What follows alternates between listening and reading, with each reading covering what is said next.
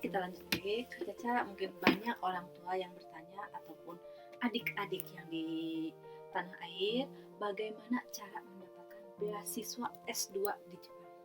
Oh, oke. Jadi untuk beasiswa saya sendiri, saya mendapatkan beasiswa dari pemerintah Jepang, yaitu beasiswa Max atau Mombuka Gakusho ya. Itu memang dari Kementerian Pendidikannya Jepang lah. Gitu. Terus untuk programnya, sebenarnya program integrated itu adalah S2 dengan S3. S2 2 tahun, S3 3 tahun. Jadi total 5 tahun. Nah, untuk program ini, program Max ya secara general, dia terbagi menjadi dua sebenarnya. Ada Max yang U to U, University to University, dan ada program Max yang G to G. G to G itu adalah Government to Government. Kalau untuk saya sendiri, saya mendapatkan beasiswa yang U to U, artinya University to University. Maksudnya kayak gimana? Jadi university saya di Indonesia itu memberikan rekomendasi terhadap university di Jepang, dan pada saat itu awalnya saya memilih kampus dulu, kira-kira kampus mana yang ingin saya pilih.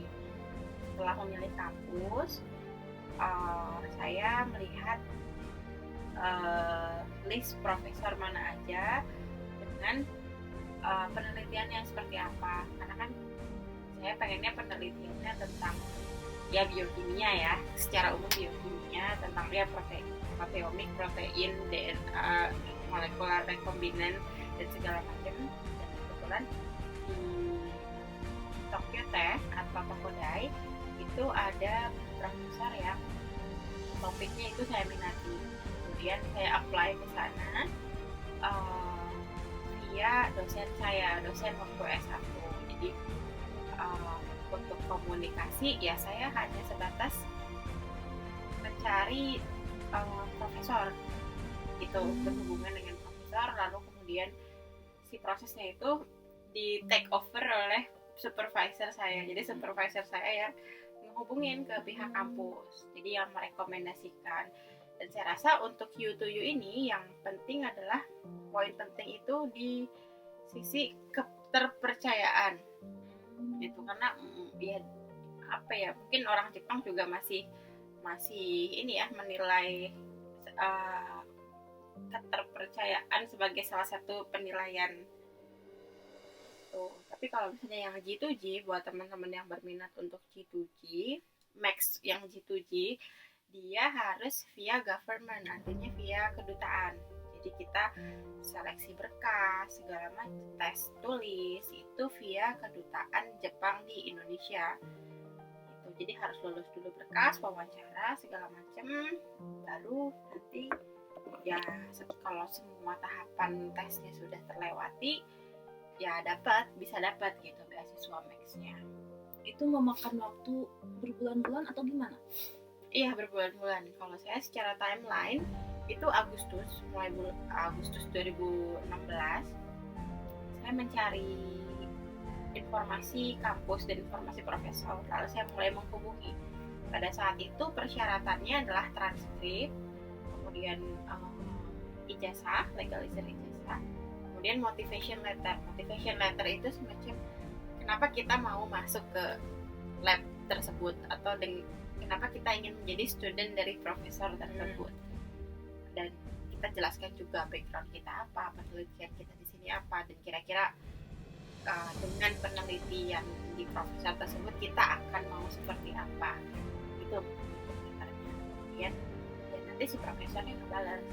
Lalu kita menghubungi supervisor di kampus saat itu waktu S1, dan disuruh ngelengkapin berbagai berkas lainnya, gitu ya, transkrip, terus IELTS, pada saat itu IELTS atau sertifikat bahasa Inggris yang lain. Kalau Tokodai itu masih nerima TOEIC.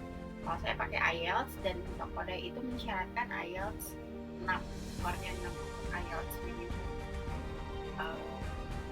Kemudian apalagi ya, ya udah sih untuk screening pertama itu, dan surat rekomendasi itu itu screening pertama itu di bulan Agustus. Kemudian nanti bulan November itu akan ada notifikasi bahwa kita harus mengirimkan berkas yang sudah mereka tentukan. Jadi ada form tertentu yang harus diisi dan ada beberapa list seperti field of study dan data-data diri, itu kita harus isi dan submit secara langsung. Jadi submit secara langsung itu artinya kita kirim via pos ke Jepang. Setelah itu bulan Desember wawancara Desember 2016 wawancara. Kemudian Januari 2017 itu mulai ada hasil unofficial bahwa saya keterima di kampus tersebut, tapi baru sebatas keterima di kampus karena nanti dari kampus itu akan mengajukan ke pihak next-nya apakah kandidat ini lolos beasiswa atau enggak. Jadi sebenarnya kalau untuk U2U kita lolos dulu kampusnya, baru lolos dari kampus nanti akan direkomendasikan ke pihak next. Itu. Dan kalau nggak salah sekitar bulan Maret akan ada pengumuman unofficial. Jadi belum ada resmi dari Ministry of Education di Jepang bahwa ya ini sebatas dari pihak kampus kita itu diajukan untuk mendapatkan beasiswa dan kemungkinannya berhasil. Dan sekitar bulan Juli atau Juni ya 2017 itu kita dapat surat official dari Max kalau kita lolos. Dan September berangkat deh ke Jepang. Mungkin prosesnya agak istilahnya bertahap, ada istilahnya berbulan-bulan, tapi kalau prosesnya istilahnya sesuai dan kita istilahnya untung ya, itu istilahnya sesuai dengan dari Jepangnya, Universitas Jepangnya, insya Allah kita tidak terlalu terbebani asal istilah persyaratannya lengkap dan disesuaikan saja dengan apa yang diinginkan dari pihak universitasnya. Oke, sekian mungkin ya sementara ini, kita lanjut lagi ke acara selanjutnya. Oke pemirsa, cukup sekian dulu vlog untuk hari ini. Mungkin bermanfaat bagi Anda, para adik-adik dan orang tua yang istilahnya mau kuliah di Jepang. Cukup sekian dulu vlog hari ini. Assalamualaikum warahmatullahi wabarakatuh.